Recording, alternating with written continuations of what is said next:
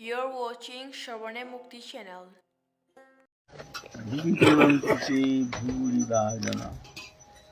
जय जय श्री राम।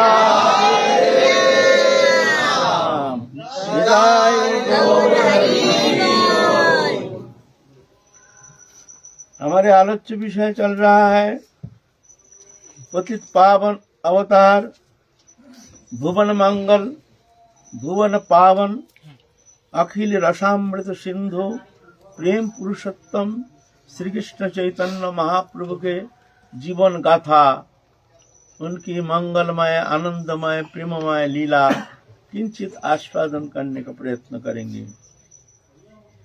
वो तो दुर्गेय है, भगवत लीला ये दुर्गेय है, मन बुद्धि का अगम्य है। देखने में लगता है जैसे प्राकृत मनुष्य जैसे कृष्ण लीला किए हैं, भगवान चोरी किए हैं, और बात बात में झूठ तो बोलते हैं, पूरा जीवन तो झूठ ही हैं। और एक मनुष्य में जितना दोष होता है, कृष्ण लीला में भगवान में वो सब दोष देखा गया है। तो ये लीला है, लीला में होता है ऐसा।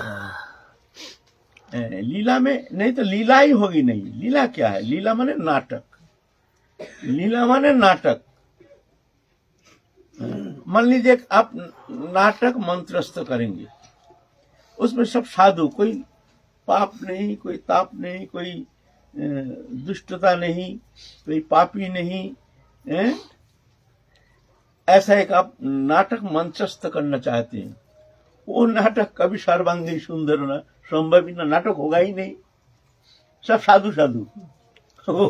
वो नाटक होगा नहीं। नाटक के लिए चाहिए हर एक रकम कैरेक्टर चाहिए। कहीं विलेन रहेगा तो कहीं कॉमेडियन रहेगा, कहीं गुंडा रहेगा, ये सब साधु भी रहेगा, सज्जन रहेगा, दुर्जन रहेगा। तब जाके एक सुंदर एक नाटक मंचस्थ होता है, तभी जाके वो नाटक हृदयग्राही होती है। ऐसे थोड़ी होता है नाटक।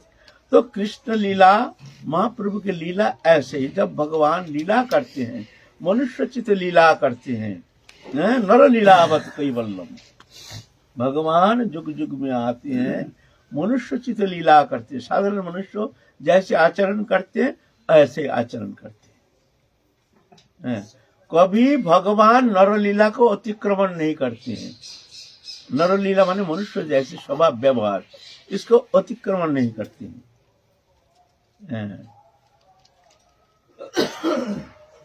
उनके अंदर चिन्मय दिव्य स्वरूप भी कभी कभी प्रकट करते हैं, लेकिन वो चिन्मय दिव्य स्वरूप जो है वो भक्त ही जान पाते हैं भगवत कृपा से।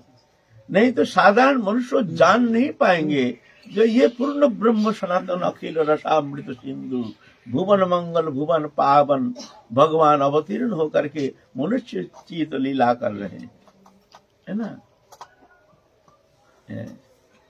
इसीलिए देखिए ना, भगवान साक्षात पूर्ण ब्रह्म सनातन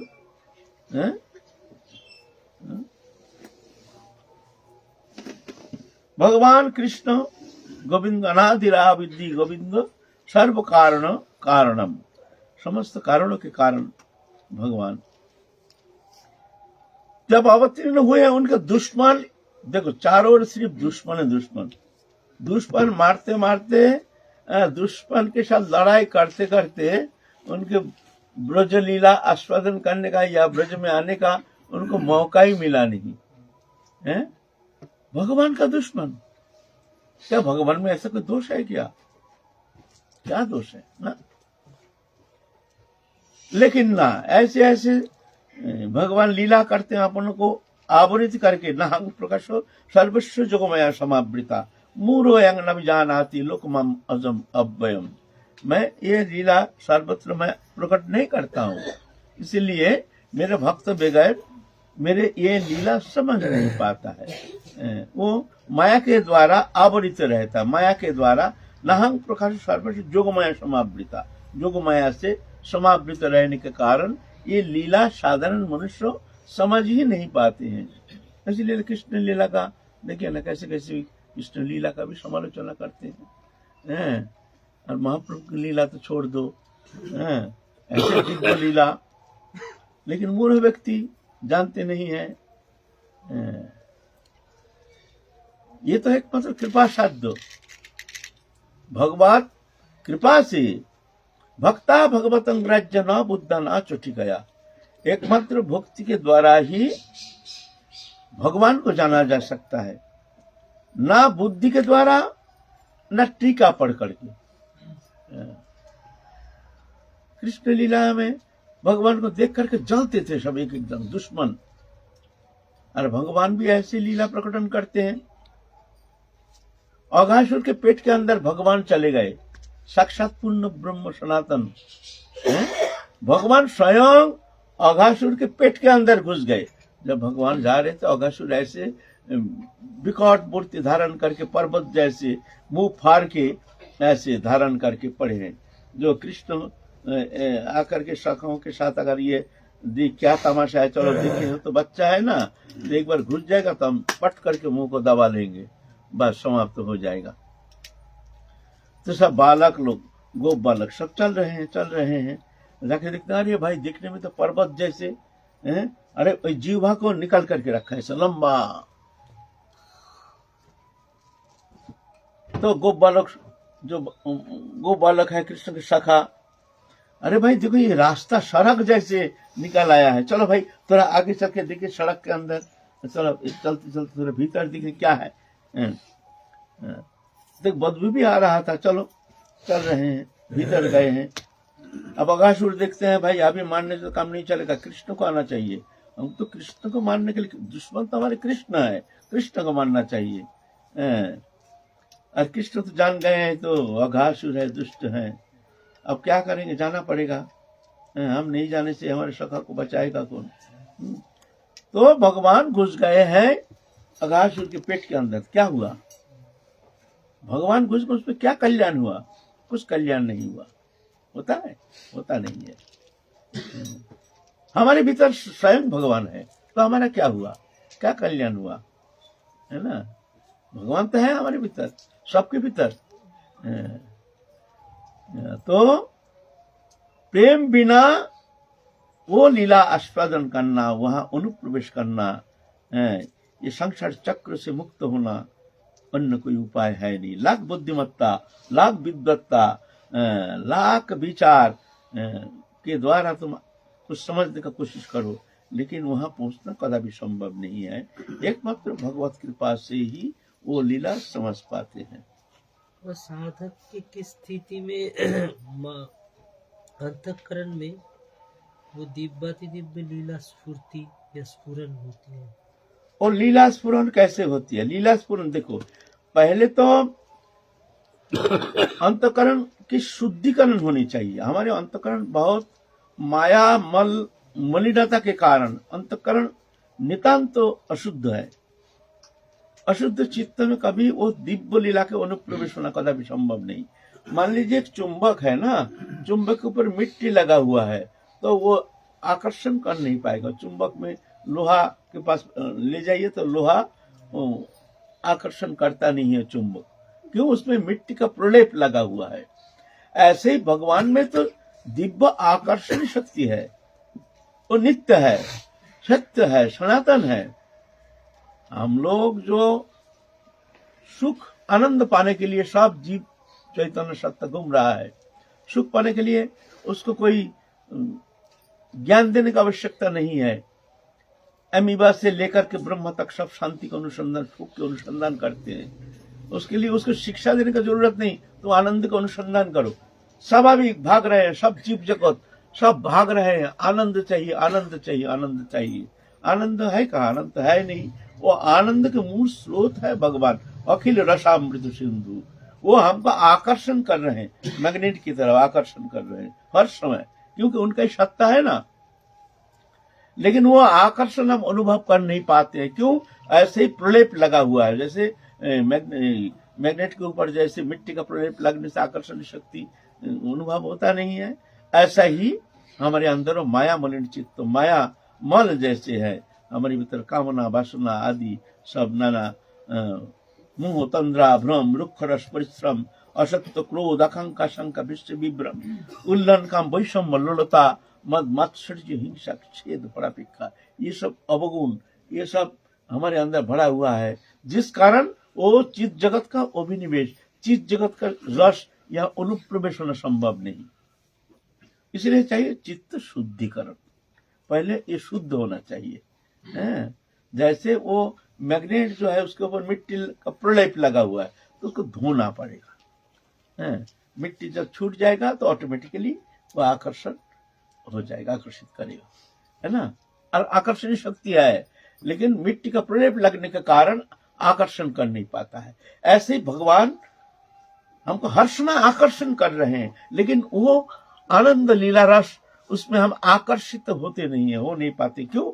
ऐसे माया मलिनता, ऐसे मलिनता आकर के हमारे ऊपर एक प्रलेप जैसे, आवरण जैसे अनादिकाल से हमारे ऊपर लगा हुआ है, जिस कारण हम वो आनंद अनुभव करने में असमर्थ है।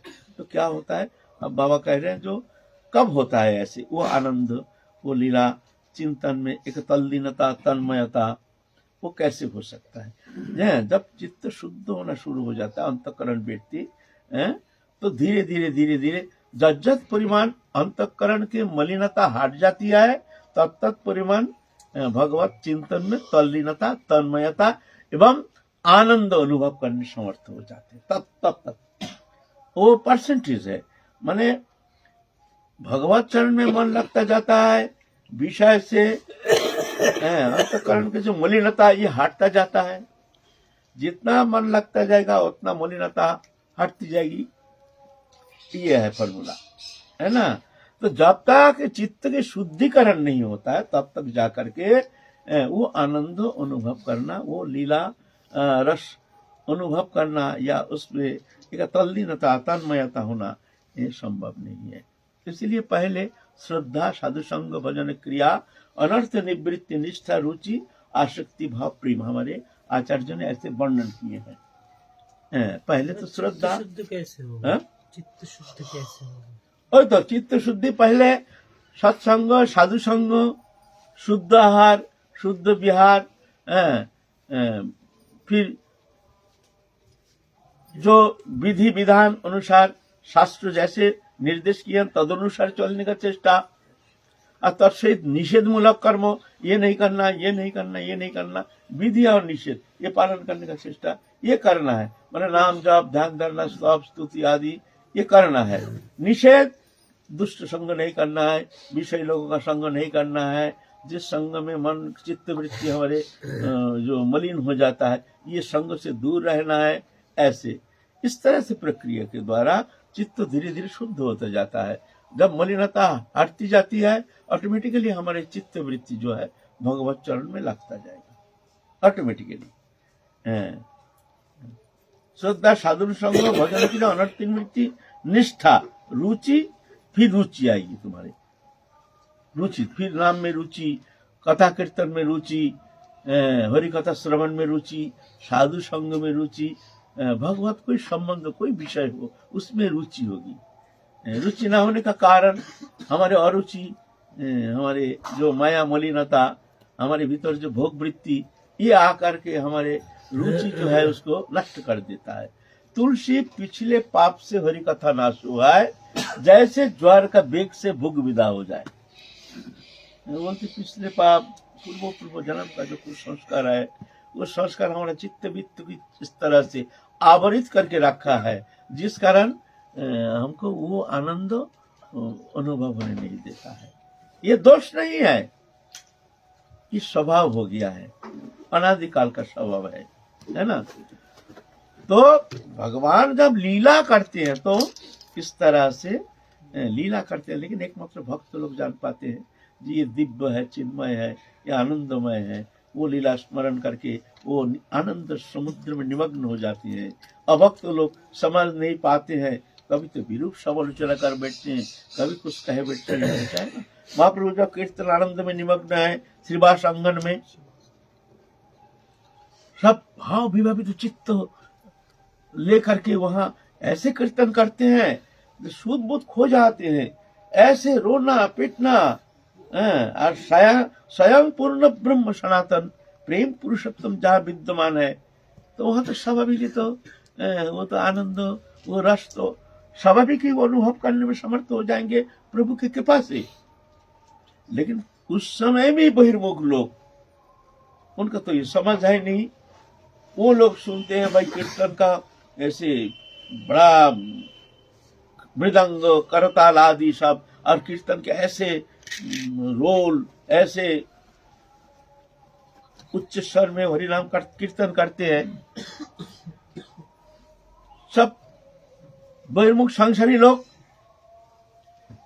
जाते हैं भाग के, भाई वहां क्या हो रहा, श्रीवास के घर क्या हो रही, हल्ला चिल्ला क्यों हो रहा, क्या बात है वहां जाके। तो हा हा हो, कोई भाव में विवाहित तो होकर कोई हा हा कर रहे, कोई हो कर रहे हैं, कोई रो रहे हैं, कोई पीट रहे हैं। ये तो मूर्ख ये बहिर्मुख लोग, पापी लोग, ये तो समझ नहीं पाते, उनको अनुप्रवेश नहीं हुआ। वो लोग तो हंसते हंसते आकर के और 10 जन को ले जाने चल रहे, भाई वहाँ तमाशा देखना, वहाँ तमाशा देखना। ऐसा रोज तमाशा वहाँ होता है, ऐसे तमाशा। फिर वो जाके हंसते हंसते जाता है, जाकर के और 10 जन को बुला के लाता है। ऐसे बहिर्मुख लोग, चल शिवा संगम में तमाशा हो रहा है, क्या जाने भाई, ये लोग कुछ तंत्र मंत्र जानता है, तंत्र मंत्र करके कोई कुछ ऐसी क्रियाकर्म करते हैं, मदिरा फदिरा लेकर के, शराब बुरा पी करके कुछ ऐसे मत्तता। ये भाई क्या किया जाए, क्या किया जाए। बोले ना, इस श्रीवास पंडित का घर को तोड़ दो, यहाँ से सब गंगा में बहा दो, ये दुष्ट। उस समय भी था। तो ऐसे सबके लिए थोड़ी है, सबके भाग में थोड़ी होता है। प्रभु जिन पर कृपा करते हैं वही जा करके वो समझ सकते हैं। अभी भी है, प्रभु किस पर कृपा करते हैं, जो ऐसे महत् पुरुष के सानिध्य में जा करके, महत् चरणाश्रय करके जब भजन में प्रवृत्त होते हैं, तभी जाकर के वो कृपा अनुभव करना शुरू करते हैं भगवत कृपा से, है ना। तो महाप्रभु इस तरह से आनंद रस में निमग्न है, साथ नित्यानंद प्रभु। नित्यानंद प्रभु बालवत, बालकवत। मालिनी देवी है, मालिनी देवी श्रीवास पंडित के गृहिणी। बालकवत जाकर माँ खाने दो, माँ खाने दो। मैया ने गोदी में बैठा करके नित्यानंद प्रभु के मुख में अन्न मिला करके बालकवत खिलाते हैं। ऐसे ऐसे बाल स्वभाव। कभी तो नग्न होकर, वस्त्र नहीं है, निर्वस्त्र होकर के, ख्याल नहीं हो तो ऐसे अवधूत, तो अवधूत दिगंबर होकर के आते हैं। माँ माँ, अरे अरे राम राम, ये तो क्या दशा है। एक दिन महाप्रभु आए हैं, आकर के देखते हैं ऐसे निर्वस्त्र होकर के, माँ खाने दो, माँ भूख लगा है, छोटा बच्चा जैसे माँ की गोदी में बैठ करके माँ खाने दो।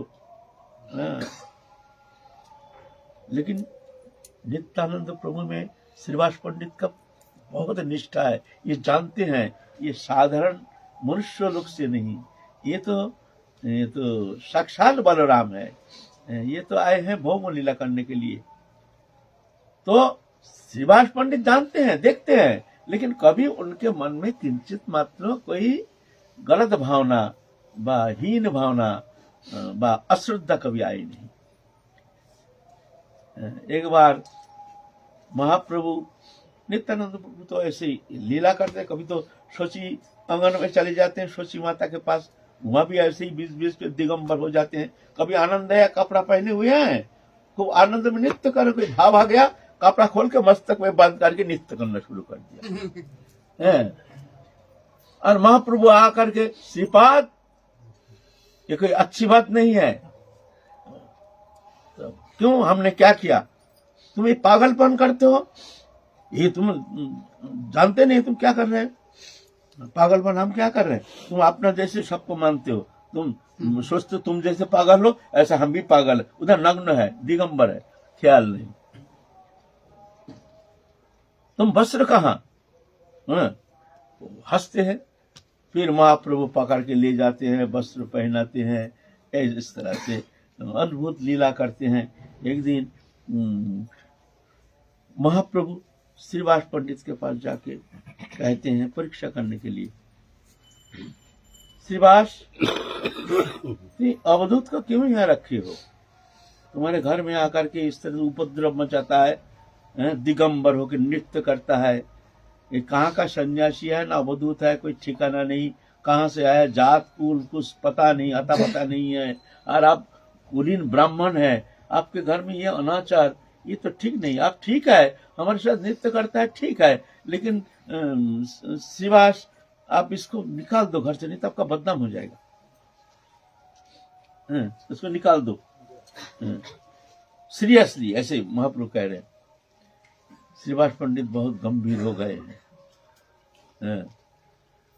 बोले देखो निमाई पंडित, मोदीरा जबनी यदि धरे नित्यानंद तथापि ब्रह्मार बंदो बलि शास्त्र बिंदु। बोलसे मदिरा जबनी यदि ये इस्तेमाल करते हैं नित्यानंद, फिर भी ये ब्रह्मा के बंदनीय है, तुम इसको ऐसा नहीं समझना।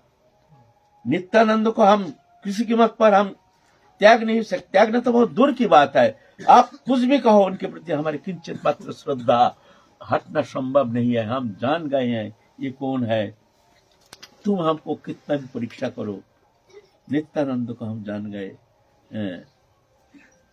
कब महाप्रभु थर थर थर थर करके कांप रहे हैं एकदम दिव्य भाव से। जिस क्या कह रहे हो श्रीवास पंडित, नित्यानंद के प्रति तुम्हारे इतने विश्वास। सुनो सुनो श्रीवास पंडित, तुम्हारे मोर गप्प कोई हमारा द्वितीय नहीं नित्यानंद बोई। शिवास को कह रहे हैं, शिवास सुनो मेरे गोपन, मैं कह रहा हूं आज गोपन शब्दों, नित्यानंद छोड़ के हमारे द्वितीय और कोई है नहीं, मेरे ही कलेवर है, अभिन्न तनु है, नित्यानंद हमारे अभिन्न तनु है।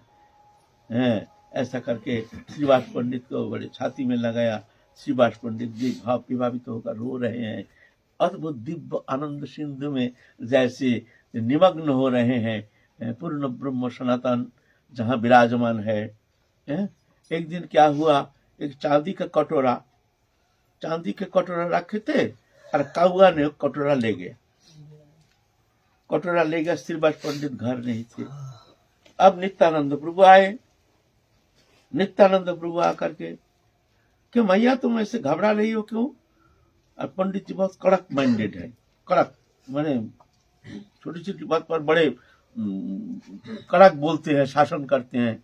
छोटी सी भूल भ्रांति घर में है ना, कोई कोई है ऐसे गृहस्थी आश्रम, तो कभी कभी कड़क कहे जाते हैं।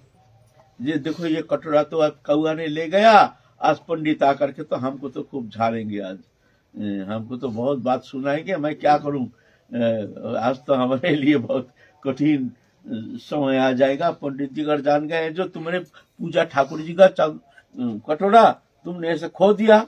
बोले मैया तुम चिंता ना करो, चिंता मत करो, अभी मैं ला रहा हूं। ए भाई कौआ, कौन है भाई, हमारे मैया का कटोरा ले गए हो, जल्दी ले आओ। और कौआ ने वहां चोंच में करके कटोरा लेकर के वहां धर के चले गए। नित्यानंद प्रभु तब जाके स्वस्थ हो गए। ऐसे लीला करते हैं भगवान के पार्षद। इधर मुरारी गुप्त है साक्षात हनुमान भी आए हैं इस लीला में, महाप्रभु की लीला में। महाप्रभु के साथ भगवान तो राम कृष्ण सभी तो एक ही है। जब भगवान आए हैं उनके साथ समस्त पार्षद वो लेके आए हैं। मुरारी गुप्त है राम उपासक, लेकिन है महाप्रभु के पार्षद। महाप्रभु का अष्टक भी लिखे हैं मुरारी गुप्त। महाप्रकाश में जब महाप्रकाश सात प्रहरिया भाव से महाप्रभु जब भावित होकर के अपने स्वरूप को दिखाए हैं, उस समय मुरारी गुप्त भी दिखाए हैं, देखो मैं कौन हूँ। वो दिव्य अयोध्या धाम के दिव्य स्वरूप को प्रदर्शन कराए हैं मुरारी गुप्त को। तो मुरारी गुप्त राम उपासना करते हैं। तो एक दिन महाप्रभु कहते हैं मुरारी गुप्त को, मुरारी देखो तुम तो हमारे साथ रहते हो, हमारे एकांत निजी जन, तो मैं एक बात कहूं तुम मानोगे? हाँ प्रभु, क्यों नहीं मानेंगे? मानेंगे, मानने लायक होगा तो जरूर मानेंगे। तो देखो मैं कह रहा हूं, देखो हम लोग सब जुगल उपासक हैं। राधा कृष्ण जुगल है, माधुर्य उपासना। वहाँ जुगल किशोर के जो निकुंज लीला विलास, जहाँ निवृत्त निकुंज में राधा कृष्ण जो लीला विलास करते हैं, ये लीला आनंद, ये लीला बारिधि, और कुत्रा भी कोई लीला में भगवान के कोई स्वरूप में है ही नहीं। कृष्ण लीला में विशेषता है, जैसे लीला माधुर्य, रूप माधुर्य, वेणु माधुर्य और परिकर माधुर्य, ये चार माधुर्य कृष्ण लीला में विशेषता है। राम लीला है और सभी तो भगवान के स्वरूप, राम भी भगवान है और शिव भी भगवान है, सभी भगवान है, अभिन्न दोनों है। हम देखते हैं अलग अलग है, लेकिन ऐसा नहीं है। जो सदाशिव जो है वो भी भगवान, और जो राम है वो भी एक ही है। जो राम है वो कृष्ण है, जो कृष्ण है वही राम है। अब तो इस विषय में हम लोग वर्णन भी किए हैं, तो संक्षेप में कहूँ, एक बार संक्षेप में थोड़ा सा कहूँ।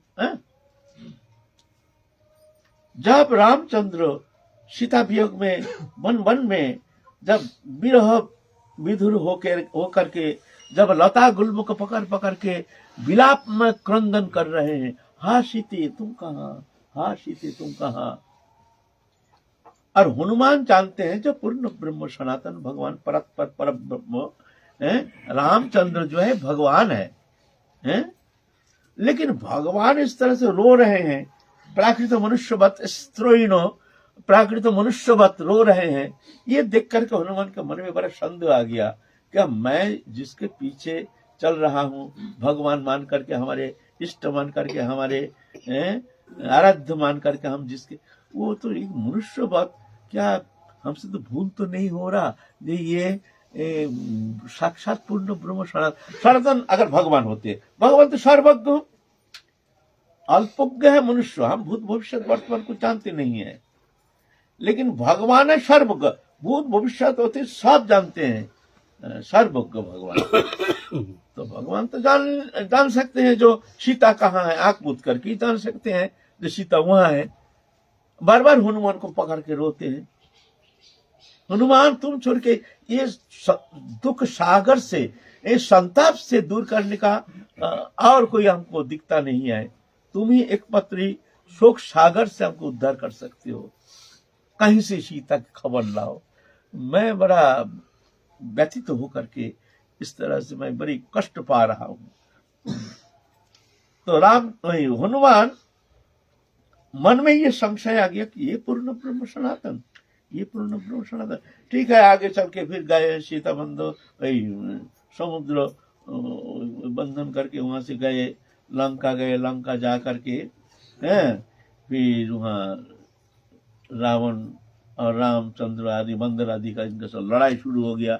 लड़ाई में तो एक बार इंद्रजीत के नागपाश में बंधन दशा प्राप्त होकर के राम लक्ष्मण तो मृतप्राय हो गए हैं। मेघनाथ ऐसे बाण मारे हैं, नागपाश से एकदम बांध दिए हैं चारों ओर, राम और लक्ष्मण दोनों को, और दोनों छटपटा रहे हैं। हनुमान तो अभी देख रहे हैं, भाई ये क्या पूर्ण ब्रह्म सनातन, एक नागपाश में फंस करके इस तरह से कष्ट पा रहे हैं, कैसे भगवान है, हम क्या भ्रमित हो रहे हैं। अब भगवान रामचंद्र भाई ऐसे स्थिति में अब उनको बचाएगा कौन? तो भगवान को कौन बचाएगा? भगवान को भक्त ही बचा सकता है। भगवान को कौन बचाएगा? भगवान को भक्त बचाएगा। तो गुरूर गुरूर गुरूर करके रामचंद्र जी इस तरह से पुकार रहे हैं, गुरूर गुरूर गुरूर। तो गुरूर देखते हैं विशाल पक्षी ऐसा ऐसा करके आए हैं वहां समुद्र तट पर। वहां रामचंद्र और लक्ष्मण जी सर्प बंधन में फंस करके इस तरह छटपट रहे हैं, और गुरूर को देख करके साफ तो भाग गया। दो चार जो बांध के रखा था उसे पकड़ के गुरूर ने खा लिया। गुरूर का तो भक्षण है, तो साफ तो खा लिया, मुक्त हो गया। अब हनुमान देख रहे हैं भाई ये क्या तमाशा है, भगवान को बचाने के लिए पक्षी आके बचाया, ये पक्षी है कौन? हाँ? ये है कौन? लीला क्या है? हाँ? क्या यहाँ तो कुछ समझ में नहीं आ रहा, देखो कुछ तमाशा तो कुछ देखना पड़ेगा। तो गरुड़ के साथ क्या जाने भगवान रामचंद्र जी क्या क्या बात कर रहे हैं, हनुमान को कुछ समझ में नहीं आ रहा है। तो इधर गरुड़ जी करो जोर से प्रार्थना कर रहे हैं, प्रभु आप हमको दया करो, आप कृपा करके हमको आह्वान किए हैं, प्रभु ये दास को सेवा देकर के हमको कृतकृत्य किए हैं, प्रभु आदेश कीजिए। तो रामचंद्र कहते हैं गरुड़ तुम हमसे कोई वर प्रार्थना करो, तुमने हमको मुक्त किया, ये बंधन से हमको तुमने मुक्त किया है, बताओ तुम्हारे लिए मैं क्या कर सकता हूं, कोई वर प्रार्थना करो।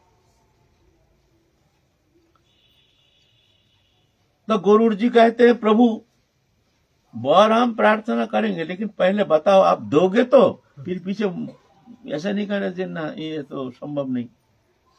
अरे ना ना तुम्हारे मन जो चाहे वही मांगो तुम ना, प्रभु तो पहले वचन दो।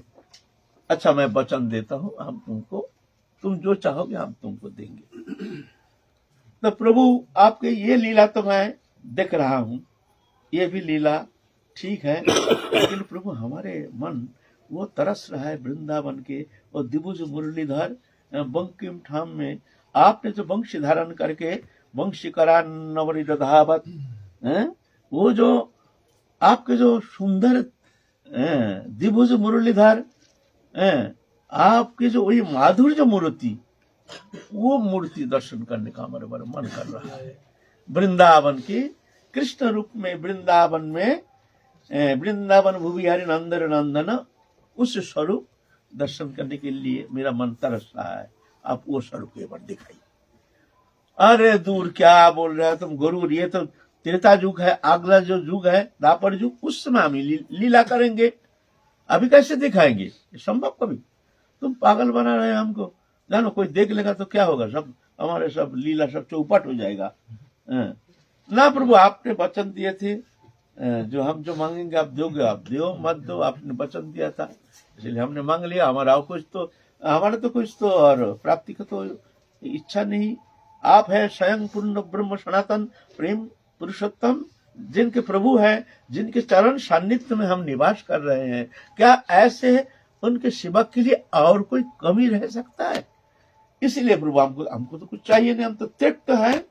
हाँ आपके वो स्वरूप देखने का बड़ा मन तरस रहा है, और वृंदावन में दिभुज मुरलीधर वो स्वरूप माधुर्य मूर्ति। तो भगवान कहते हैं देखो अभी कोई देख लेगा तो बड़ा झंझट हो जाएगा, तुम तो मांग तो लिया। बोलते नहीं बाबू कोई नहीं देखेगा, हम इस तरह से पंखा से आपको ढाक लेंगे, हमारे पंखा से ऐसे ढाक लेंगे ना एक चींटी भी देख नहीं सकता है। हनुमान क्या किया, छोटा रूप धारण कर एक वृक्ष के ऊपर बैठ गया छोटा बन के। तमाशा क्या लीला हो रही है यहाँ, क्या क्या तमाशा, ये दोनों ही पक्षी और ये प्रभु के साथ क्या बर्ताव हो रहा है, क्या बात है, देखो तो सही क्या बात है। तो वहां पर हनुमान तो ऊपर से तो दिखता है ना, अरे पंखा से ढाकने से भी बड़ा वृक्ष ऊपर है तो ऊपर से सब दिखता है, हनुमान तो सब दिख रहा है, क्या बात है।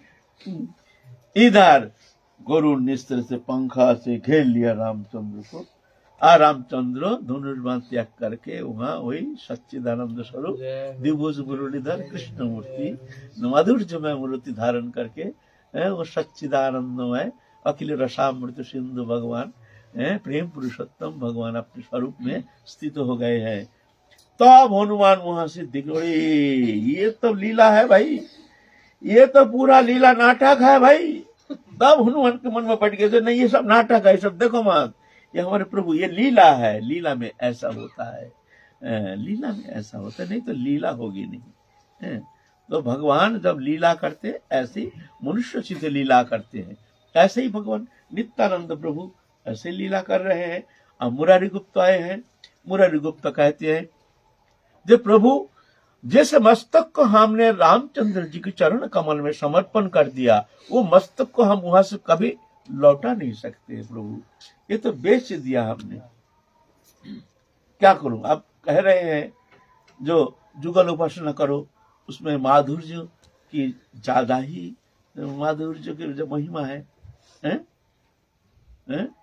वेणु माधुर्य, रूप माधुर्य, लीला माधुर्य, परिकर माधुर्य, 4 माधुर्य अधिक है कृष्ण लीला में। लेकिन क्या करें, हमारे मस्तक तो हमने रामचंद्र जी के चरण कमल में समर्पण कर दिया। तो देखो ना मुरारी गुप्त, तो क्या है, वो रामचंद्र जो है और कृष्ण एक ही है, उसमें कोई दोष नहीं लगता है।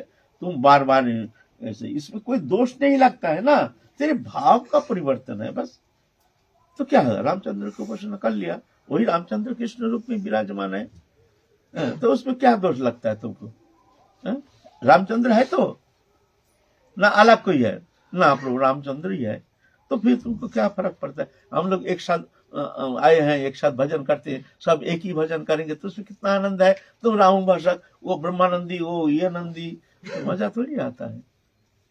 अच्छा प्रभु, हम थोड़ा चिंता करेंगे, थोड़ा सा हमको समय दीजिए। 2 दिन हुआ, महाप्रभु फिर टोकते हैं, कैसे मुरारी, क्या तुम्हें ठीक किया? हम लोग राधा कृष्ण उपासना करेंगे, हैं? अब वही जुगल तुम्हारे रामचंद्र जो है वही कृष्ण है, इसमें कोई दोष नहीं लगता है, इसमें व्यभिचार दोष नहीं लगता है। 2-3 दिन पीछे फिर महाप्रभु कहें, क्या मुरारी, तुमने क्या तय किया, निश्चय किया? प्रभु काल बताएगी। तो दूसरा दिन मुरारी गुप्त एक कटारी ले आया, कटारी ले आके कहता, ले लीजिए प्रभु। ये क्या? बोले हाँ यही तो। बोले ये क्या है? हम लोग कृष्ण उपासना करेंगे, जुगल उपासना करेंगे, माधुर्य उपासना करेंगे, तो इस कटारी का क्या लेना देना है? ना प्रभु, मैं कह रहा हूं कि इस जन्म हमने तो रामचंद्र जी के चरण कमल में अपने मस्तक को समर्पण कर दिया, तो समर्पण किया है वो वस्तु कैसे लौटाएंगे? ये तो असंभव बात है। इसीलिए प्रभु मैं चाहता हूं एक कटारी आप हमारे गले में बैठा दीजिए, हम मर जाएंगे, समाप्त हो जाएंगे, फिर दूसरा जन्म लेकर आएंगे, तो अब हम ठीक जाके राधा कृष्ण उपासना करेंगे। इस जन्म में ये मस्तक जहां बिक गया है वहां से लौटाना असंभव बात है। तब जाकर के महाप्रभु कांप रहे हैं, एकदम भाव विभावित होकर के कांप रहे हैं, अष्टसात्विक विकार, उस सुधारा बह रही है। मुरारी को छाती में भर लिया, मुरारी अरे पागल, हम तुमको तोरी कमल से तुम मस्त को हटा लो, हम तो देख रहे तो तुम्हारी निष्ठा कितना है, जो राम है वही कृष्ण है, वही भेद नहीं है। हम तो देख रहे तो तुम्हारी अपने इष्ट में निष्ठा कितना है, ये देखने के लिए हमने ये लीला प्रकटन किए हैं। धन्य है मुरारी, तुम धन्य हो, तुम तो साक्षात हनुमान हो। तुम क्यों रामचंद्र जी के चरण कमल से मस्तक को हटा करके तुम ले आओगे? वही एक ही बात है। ऐसा कह करके मुरारी को खूब आलिंगन प्रदान किए हैं। मुरारी भी धन्य धन्य हो गए हैं।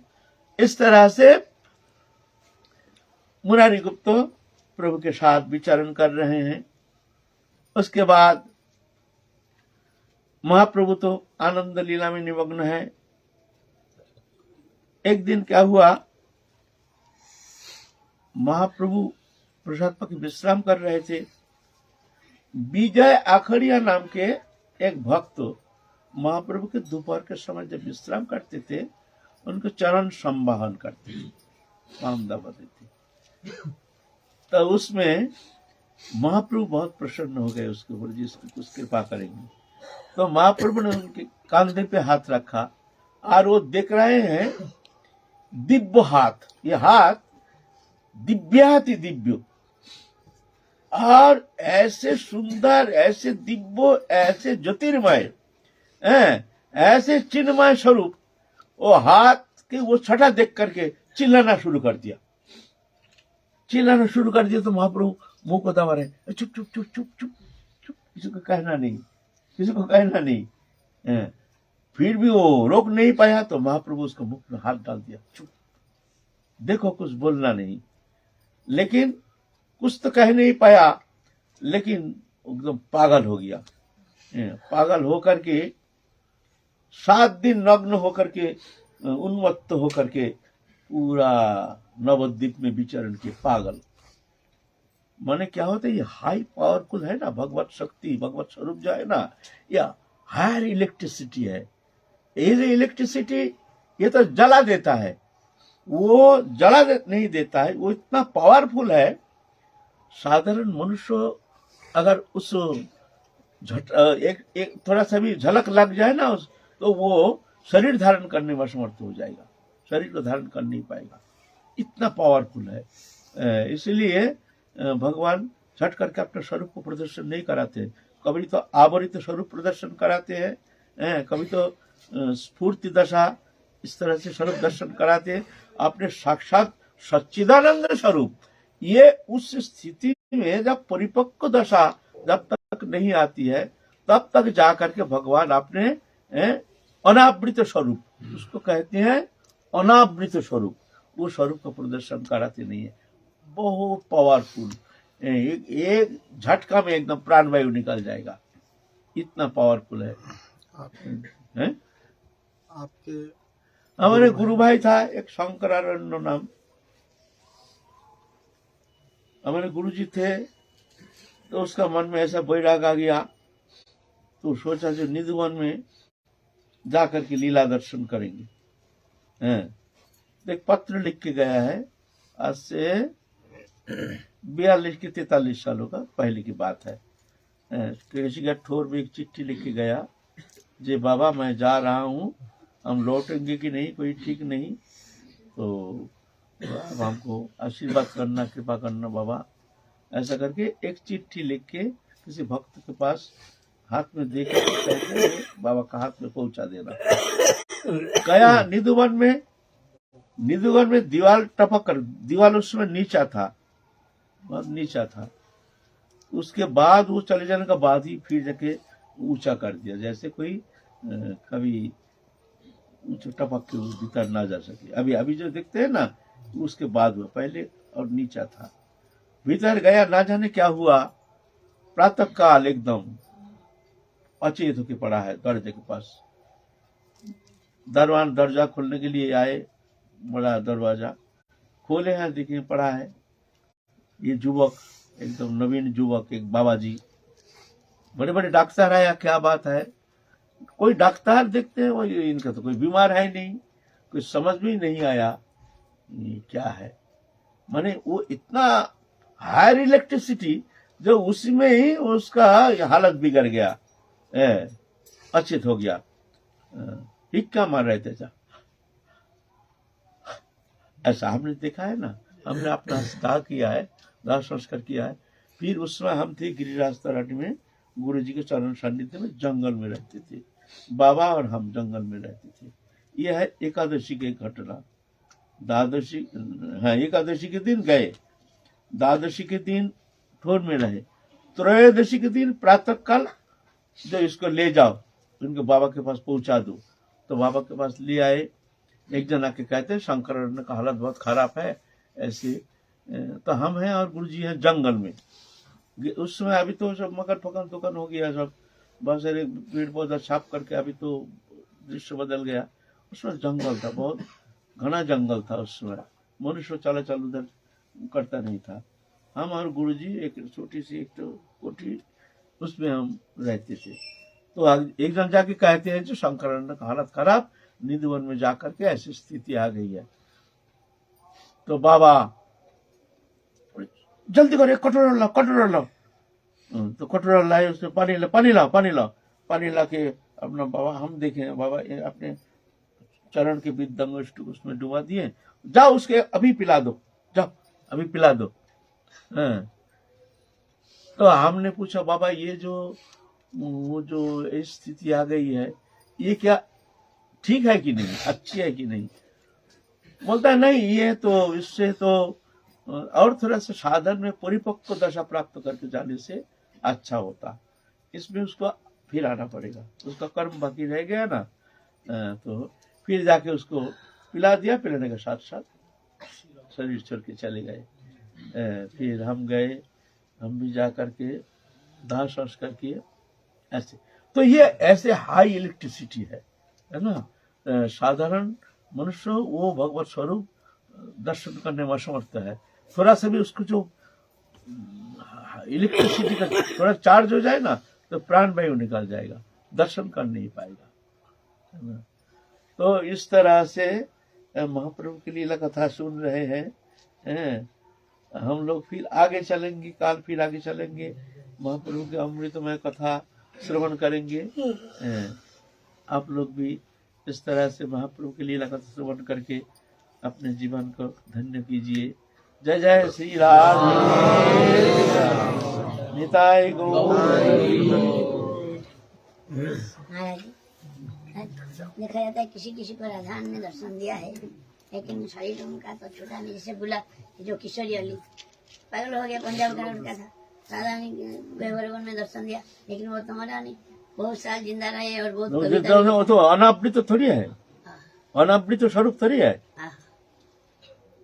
ये ग्रंथ ये पढ़ा है ना, जो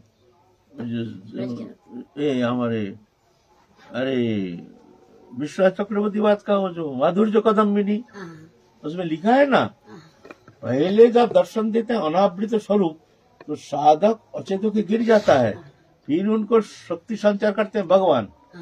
पहले तो सौरभ्य, सौशर्य, कारुण्य, ये सब शक्ति प्रकाश करते हैं। नहीं तो ये पंचभौतिक शरीर के द्वारा वो दिव्य स्वरूप दर्शन करने में भगवान दर्शन देते हैं कभी कभी कोई भक्त को, लेकिन ये अनावृत स्वरूप नहीं, आवृत कुछ वही जोगमाया समावृता, कुछ जोगमाया के द्वारा कुछ अपने वो दिव्य स्वरूप जो है उसको आवरण करके दर्शन देते हैं। ये है मामला, नहीं तो धारण कर नहीं पाएगा। बाबा अभी वर्णाश्रम धर्म का जो पालन कम हो रहा है और अन्य अन्य कर्मानुष्ठान हो रहा है, तो उसमें कितनी सिद्धि? वर्णाश्रम धर्म तो अभी तो है ही नहीं। तो Subscribe to our YouTube channel.